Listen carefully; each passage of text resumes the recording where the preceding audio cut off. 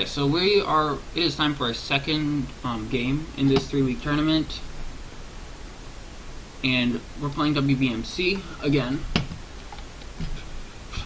And the last game we played late game undead against his, I think it was late game growth, but it was so slow it felt like it could have been aggro growth as well. This time we're going to play tempo order. I've got a bit of a different tempo order deck than most people do. Let me try to pop up the list if he doesn't accept too quickly. I don't run decimations. God, keep on challenging me like that, why don't you? I don't run decimations. I run a little bit more late gaming of a build, but I always feel like it's a little more solid against other ones. Because I have a game...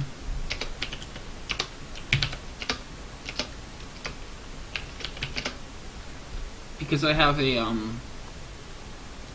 a bit more of a late game, it can last against more aggro decks, and I can still out-tempo most decks. It struggles sometimes against energy, which, looking back on it, was probably a mistake because I'm playing wbmc, who loves playing energy against me, as he should.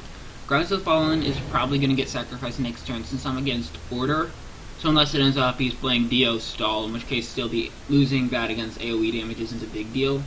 And a lot of his guys are humans. It looks like he is going to be playing Order. Again, Dio Stall is very possible. He runs Scout, which is pretty much a dead giveaway that this is not Dio Stall. If it is Dio Stall against second Grounds of Fallen, is not a big sacrifice. But it's still... Yeah, I should be fine in this matchup. We're gonna just run away here. If he pressures me, we can powder to safety. Also, Wing's Shield should help me as well. You know this is probably a tempo deck. I tend not to play late game. I can play late game. I played Dio Stall last night for the first time in like forever, and I won an unconvincing game. It was too close for comfort. Apparently Taken actually had lethal in his hand. It top-decked lethal and just sacked the wrong card for it. So that was a really nice close game. You can probably watch the replay of that.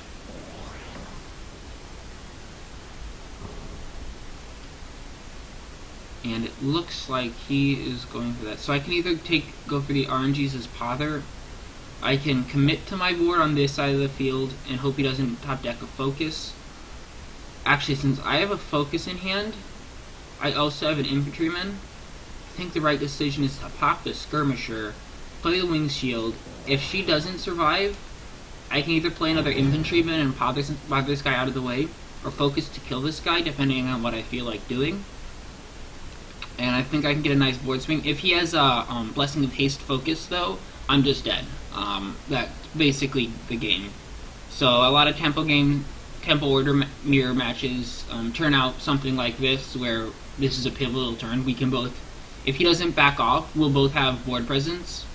But basically, whenever someone decides to commit and accept an engagement, this is where the game will swing. So this is going to be exciting. It's also going to be very stressful and close. So if he does the focus, yeah, that might be game. Let's just say that. Obviously, though, I can control the middle of the board now. Countdown is... Squires a much more countdown-dependent creature, if that makes sense. So even though Ducal Infantryman is a much more solid card,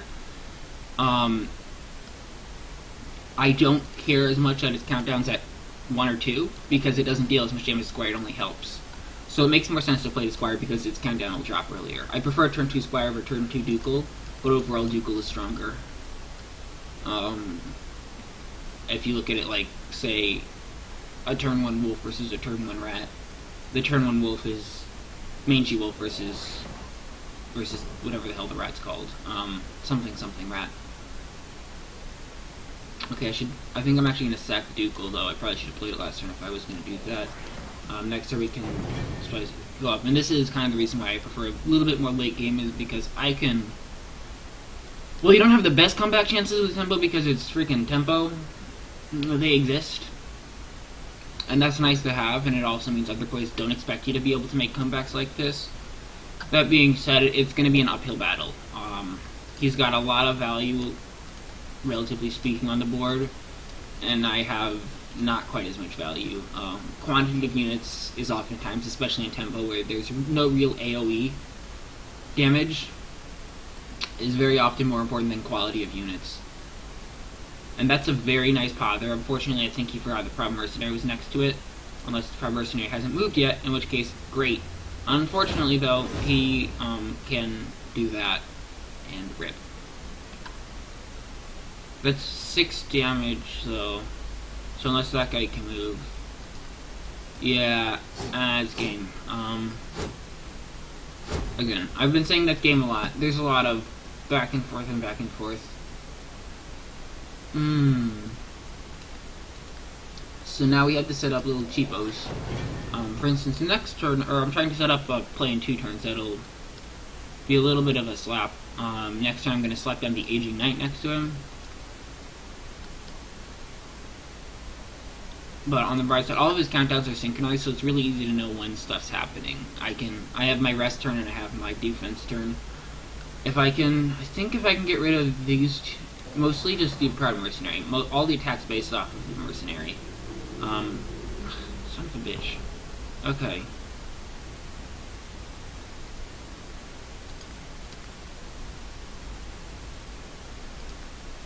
No, I want to play you. And I kind of have to do this, I feel like. Just so I can get the hell away. And then hopefully do something.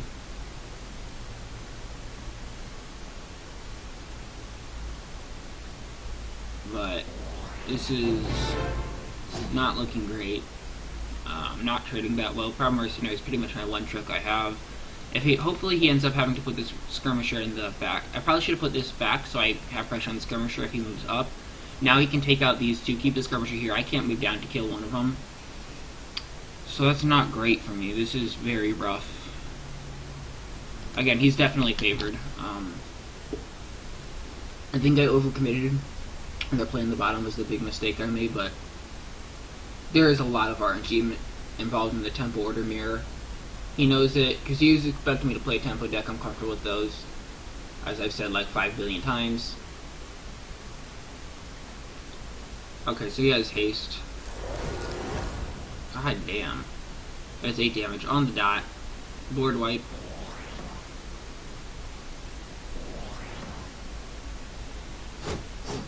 And I can't place a creature, so that's gonna be GG.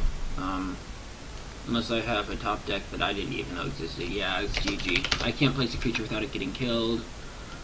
So there's no reason to play this out any further.